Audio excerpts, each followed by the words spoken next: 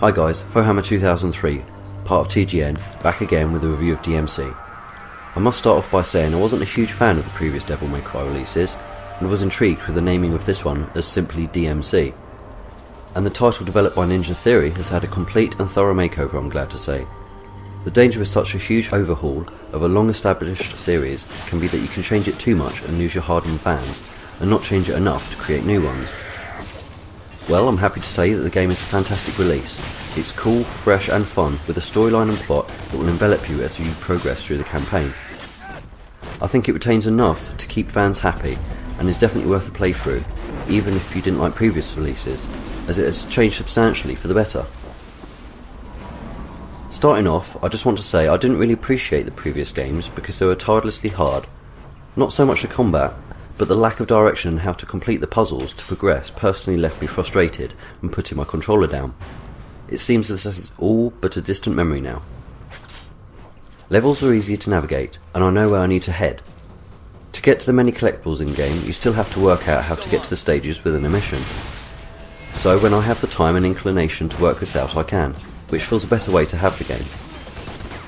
Well, I couldn't have a review without talking extensively about the combat. Combat is fast, fluid and clever.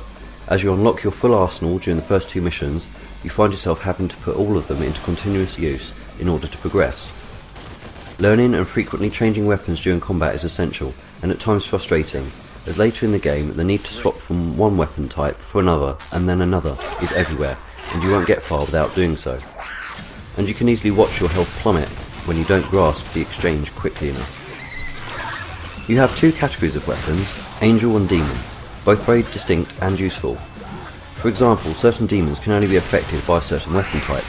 This can frustrate, but it's a clever way of making you use the amazing variety of items at your disposal. Some weapons are slow, heavy but powerful, and the opposite where the others are quick but take far less energy off your foe. Bigger mid-level bosses and end-level bosses have a particular weakness, which must be exploited in which to beat them.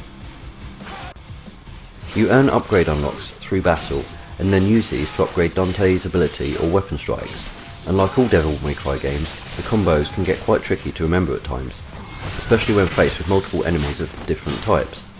This is where you must strive to go from noob to seasoned player, and the learning curve can be very steep at times.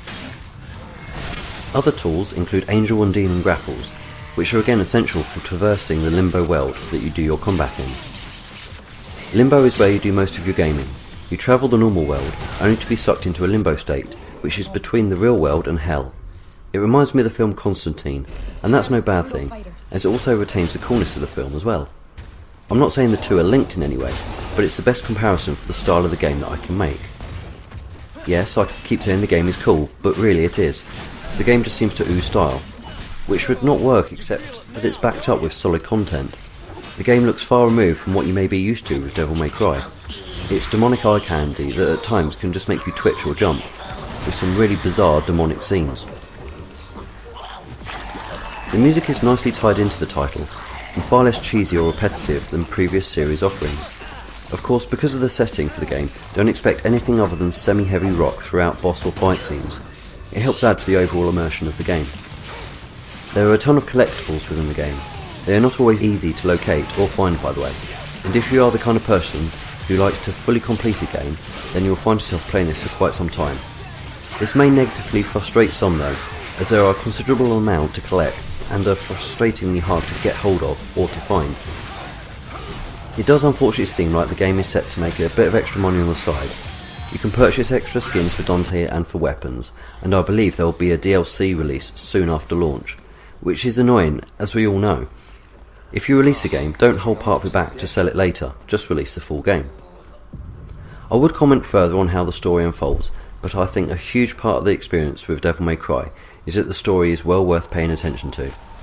And really, well, I enjoyed the experience and I don't want to spoil it for any of my viewers, but I don't think you'll be disappointed, that's for sure. So overall, DmC is a fun to get into but hard to master platforming beat 'em up that has style at every corner and will satisfy many. Thanks for watching guys and girls. If you want to see more reviews from me, please subscribe. Have a nice day. Bye.